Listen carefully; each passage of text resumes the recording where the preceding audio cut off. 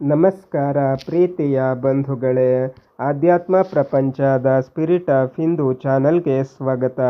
ಪರ ವಾಸುದೇವ ಬ್ರಹ್ಮ.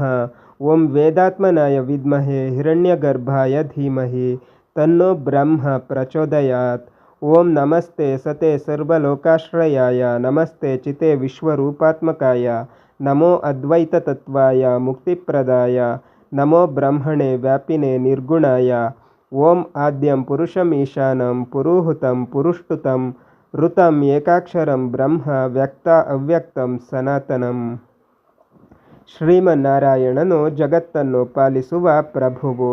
ಭಗವಂತನು ಸಕಲ ಭುವನಗಳನ್ನು ಸೃಷ್ಟಿಸುವುದಕ್ಕಾಗಿ ಅಖಂಡವಾದ ಜಲರಾಶಿಯ ಮೇಲೆ ಶೇಷಶಾಹಿಯಾಗಿ ಮಲಗಿ ಯೋಗ ನಿದ್ರ ಪರವಶನಾದನು.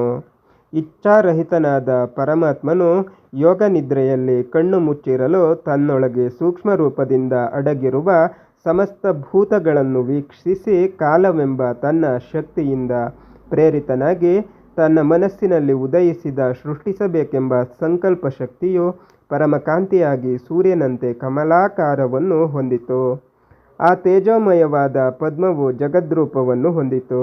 ಆಗ ವೇದಮಯನಾದ ಚತುರ್ಮುಖ ಬ್ರಹ್ಮನು ಆ ಪ್ರಕಾಶಮಯವಾದ ಪದ್ಮದಲ್ಲಿ ಉದಯಿಸಿದನು. ತನ್ನ 4 ಮುಖಗಳಿಂದ 4 ದಿಕ್ಕುಗಳ ಕಡೆ ನೋಡಿದಾಗ ತನಗೂ ತಾನು ಕುಳಿತಿರುವ ಪದ್ಮಕ್ಕೂ ಆಧಾರವಾಗಿರುವುದು ಯಾವುದು ಎಂದು ವಿಚಾರಪರನಾದನು. ಎಷ್ಟು ಕಾಲ ಚಿಂತಿಸಿದರೂ ಪದ್ಮದ ಮೂಲವು ಗೊತ್ತಾಗಲಿಲ್ಲ. ಆಗ ಬ್ರಹ್ಮನು ನಿಧಾನವಾಗಿ ಶ್ವಾಸವನ್ನು ವಿರೋಧಿಸಿ ಯೋಗಾರೂಢನಾದನು. ತಪಸ್ಸಿನಲ್ಲಿಯೇ ಬಹುಕಾಲವು ಕಳೆದು ಹೋದ ಮೇಲೆ ಇದ್ದಕ್ಕಿದ್ದಂತೆ ಬ್ರಹ್ಮನ ಹೃದಯದಲ್ಲಿ ದಿವ್ಯ ಜ್ಯೋತಿಯೊಂದು ಬೆಳೆಯುತ್ತಾ ಪರಮ ಮಂಗಳಮೂರ್ತಿಯಾಯಿತು. ಪರಮಾತ್ಮನು ಪೀತಾಂಬರ, ರತ್ನಕಿರೀಟ, ಮಕರಕುಂಡಲ, ಕಸ್ತೂರಿ ತಿಲಕದಿಂದ ಪರಿಶೋಭಿಸುತ್ತಾ ಎಳೆನಗೆಯನ್ನು ಸೂಸುತ್ತಿರುವ ಮೋಹನ ರೂಪವನ್ನು ಧರಿಸಿ ಸರ್ವಾಭರಣ ಭೂಷಿತನಾಗಿ ಕಂಗೊಳಿಸಿದನು. ಕಮಲಾಸನನು ದಿವ್ಯ ವೈಭವದಿಂದ ಪ್ರತ್ಯಕ್ಷನಾದ ಶ್ರೀಮನ್ನಾರಾಯಣನನ್ನು ಕಂಡ ಕೂಡಲೇ ಆನಂದ ಬಾಷ್ಪ ಭರಿತನಾದನು. ಜಗತ್ ಸೃಷ್ಟಿಗೆ ಜಗನ್ನಾಥನೇ ಆದಿಕಾರಣನೆಂದು ಮನಗಂಡ ವೇದಮೂರ್ತಿಯಾದ ಬ್ರಹ್ಮನು ಆ ಮಹಾವಿಷ್ಣುವನ್ನು ಭಾವಪೂರ್ಣನಾಗಿ ಭಕ್ತಿಯಿಂದ ಸ್ತುತಿಸಿದನು. ಪರಮಾತ್ಮ, ನಿನ್ನ ದಿವ್ಯ ರೂಪ ನೋಡದವರ ಜನ್ಮ ವ್ಯರ್ಥವಲ್ಲವೇ? ಭಗವಂತ, ನೀನು ಆದ್ಯಂತರಹಿತನೆಂಬುದನ್ನು ಅರಿತುಕೊಂಡೆನು. ನೀನೊಬ್ಬನೇ ಸತ್ಯಂ ಜ್ಞಾನಂ ಅನಂತಂ. ಆದುದರಿಂದ ನಿತ್ಯ ನಿರ್ಮಲ ತೇಜದಿಂದ ಬೆಳಗುತ್ತಿರುವ ನಿನ್ನನ್ನು ನೋಡಿದವರು ಮಾತ್ರ ಕೃತಾರ್ಥರಾಗುವರು. ಸರ್ವೋತ್ತಮನಾದ, ಸರ್ವಶಕ್ತನಾದ, ಸರ್ವಜ್ಞನಾದ, ಸರ್ವಕಾರಣನಾದ ನಿನ್ನ ಕೃಪಾದೃಷ್ಟಿಯಿಂದ ಮಾತ್ರ ಜಗತ್ತನ್ನು ನಿನ್ನ ಇಚ್ಛಾಪ್ರಕಾರ ಸೃಷ್ಟಿಸಲು ಅನುಮತಿಯನ್ನು ಕೊಡು. ಮಂಗಳಮೂರ್ತಿಯಾದ ನಿನ್ನ ಹೊರತು ಬೇರೇನೂ ನನಗೆ ಕಾಣುತ್ತಿಲ್ಲವಾಗಿ ನಿನ್ನ ಪಾದ ಪದ್ಮವನ್ನೇ ಶರಣು ಹೊಕ್ಕಿರುವ ನಾನು ಹೇಗೆ ಸೃಷ್ಟಿಯನ್ನು ಮಾಡಬೇಕೆಂಬುದನ್ನು ಉಪದೇಶಿಸು. ಸ್ವಾಮಿ, ಮುಂದೆ ಸೃಷ್ಟಿಯನ್ನು ಮುಂದುವರಿಸಲು ನಿರತಿಶಯ ಲಾವಣ್ಯದಿಂದ ಪರಿಶೋಭಿಸುತ್ತಿರುವ ನಿನ್ನನ್ನು ಆರಾಧಿಸುವುದೊಂದರಿಂದ ಮಾತ್ರ ನನಗೆ ಸಾಮರ್ಥ್ಯ ಉಂಟಾಗುವುದೆಂದು ಚೆನ್ನಾಗಿ ತಿಳಿದಿರುವೆನು. ಪರಾತ್ಪರನೆನಿಸಿರುವ ಪರಮಾತ್ಮ, ನಿನಗೆ ಅನಂತ ಪ್ರಣಾಮಗಳು. ಭಕ್ತವತ್ಸಲನೆಂದು ಪ್ರಸಿದ್ಧನಾಗಿರುವ ನೀನು ಅನುಗ್ರಹಿಸುವ ಶಕ್ತಿಯಿಂದ ಪ್ರಪಂಚವನ್ನು ಸೃಷ್ಟಿಸಿ ಸರ್ವರು ಪ್ರಭುವಾದ ನಿನ್ನ ದಿವ್ಯ ದರ್ಶನ ಲಾಭಕ್ಕಾಗಿ ಅಭ್ಯಸಿಸಬೇಕಾದ ಸಾಧನಗಳನ್ನು ತಿಳಿಸಲು ನನಗೆ ಸಾಮರ್ಥ್ಯವನ್ನು ಕರುಣಿಸು.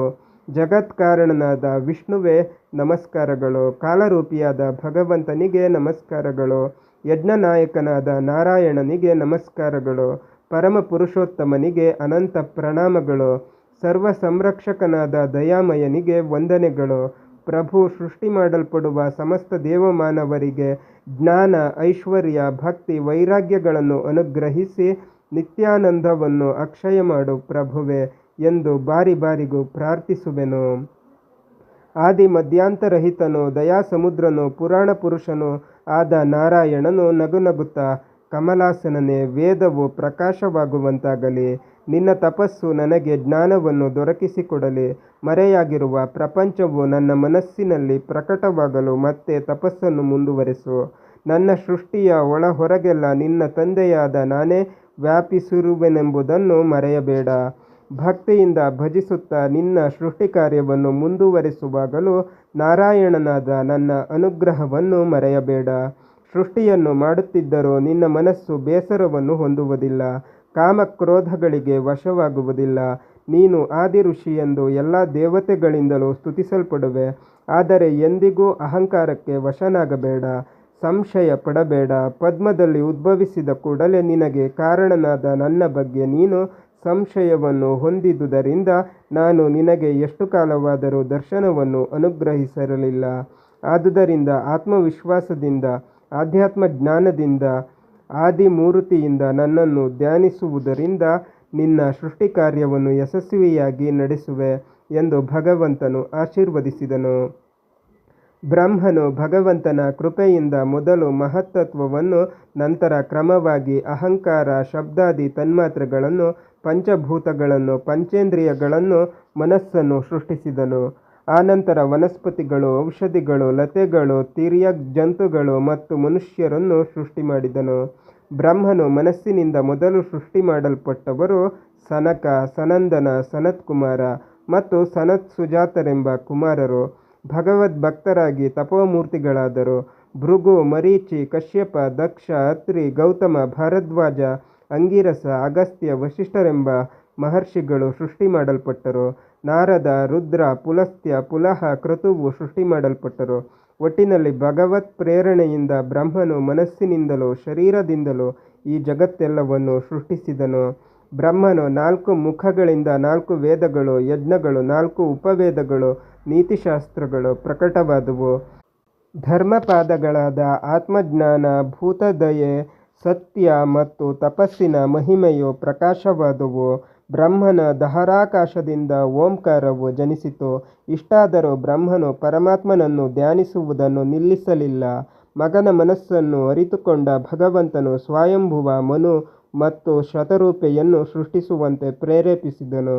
ಆ ಆದಿ ದಂಪತಿಗಳಿಂದ ಪ್ರಜಾ ಸೃಷ್ಟಿಯುಂಟಾದುದಲ್ಲದೆ ಪ್ರಜಾ ಸಂಖ್ಯೆಯು ಬೆಳೆಯತೊಡಗಿತು.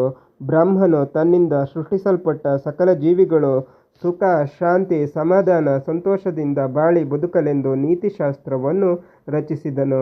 ಬ್ರಹ್ಮನು ರಚಿಸಿರುವ ನೀತಿಶಾಸ್ತ್ರದಲ್ಲಿ ಆತ್ಮ, ದೇಶ, ಕಾಲ, ಉಪಾಯಗಳು, ಕಾರ್ಯ ಮತ್ತು ಸಹಾಯಕರು ಎಂಬ 6 ವರ್ಗಗಳ ವರ್ಣನೆ ಇದೆ. ಮೇಲ್ಕಂಡ ನೀತಿಗಳನ್ನು ಆಚರಣೆಗೆ ತಂದುಕೊಂಡವರು ಉನ್ನತಿಯನ್ನು ಹೊಂದುತ್ತಾರೆ. ಕರ್ಮಕಾಂಡ, ಜ್ಞಾನಕಾಂಡ, ವಾರ್ತೆ ಮತ್ತು ದಂಡನೀತಿಯ ವಿವರಣೆಗಳು ಇವೆ. ಶತ್ರು ಮಿತ್ರರೊಡನೆ ವರ್ತಿಸಬೇಕಾದ ನಡವಳಿಕೆಗಳನ್ನೊಳಗೊಂಡಿದೆ. ಬ್ರಾಹ್ಮಣರು, ಕ್ಷತ್ರಿಯರು, ವೈಶ್ಯರು ಆಚರಿಸಬೇಕಾದ ಧರ್ಮ ಸೂಕ್ಷ್ಮಗಳನ್ನು ತಿಳಿಸಲಾಗಿದೆ. ಮಾತು, ಕೃತಿ, ಚಿಂತನೆಯ ವಿಧಾನವನ್ನು ಸರ್ವರೂ ಸುಖಕ್ಕಾಗಿ ಹೇಗೆ ಬಳಸಬೇಕೆಂಬುದನ್ನು ಒತ್ತಿ ಹೇಳಲಾಗಿದೆ. ಚತುರ್ವಿಧ ಪುರುಷಾರ್ಥಗಳನ್ನು ಹೊಗಳಿರುವಂತೆ ಸಾಧನ ಸಂಪತ್ತುಗಳ ಹೆಚ್ಚುಗಾರಿಕೆಯನ್ನು ವಿವರಿಸಲಾಗಿದೆ. ಬ್ರಹ್ಮನ ಉಪದೇಶಗಳು: ಎಲ್ಲ ಪ್ರಾಣಿಗಳ ವಿಷಯದಲ್ಲಿ ಸಮಭಾವದಿಂದ ಇರಲು ಯತ್ನಿಸಿ. ಸರ್ವಕಾಲದಲ್ಲಿಯೂ ಧರ್ಮವನ್ನು ಆಚರಿಸಿ. ಇಂದ್ರಿಯಗಳಿಗೆ ದಾಸರಾಗಬೇಡಿ. ಮಾತು ಮೃದುವಾಗಿರಲಿ, ಮನಸ್ಸು ನಿರ್ಮಲವಾಗಿರಲಿ. ಗುರು ಹಿರಿಯರಿಗೆ ಗೌರವವನ್ನು ಸಲ್ಲಿಸಿ. ವೇದಾಧ್ಯಯನ, ಯಜ್ಞಾಚರಣೆ, ಅತಿಥಿ ಭಾಗ್ಯತರಿಗೆ ಸತ್ಕಾರವನ್ನು ತಪ್ಪದೆ ಮಾಡುತ್ತಿರಿ. ಸ್ನಾನ, ಜಪ, ಧ್ಯಾನ, ದಾನ ನಿರತರಾಗಿ, ತ್ಯಾಗಿಗಳಾಗಿ, ತಪಸ್ವಿಗಳಾಗಿ, ದೈವ ಸಾಕ್ಷಾತ್ಕಾರವನ್ನು ಹೊಂದಿ ಮುಕ್ತಿಯನ್ನು ಪಡೆದುಕೊಳ್ಳಿ. ಬಂಧುಗಳೇ, ಪರವಾಸುದೇವ ಮುಂದುವರಿಯುತ್ತದೆ. ಅಲ್ಲಿಯ ತನಕ ನಮ್ಮ ಚಾನಲನ್ನು ನೋಡ್ತಾ ಇರಿ. ಎಲ್ಲ ವಿಡಿಯೋಗಳನ್ನು ನೋಡಿ, ಶೇರ್ ಮಾಡಿ, ಲೈಕ್ ಮಾಡಿ, ಕಮೆಂಟ್ ಮಾಡಿ, ಹಾಗೆ ನಮ್ಮ ಚಾನಲನ್ನು ಸಬ್ಸ್ಕ್ರೈಬ್ ಮಾಡಿ.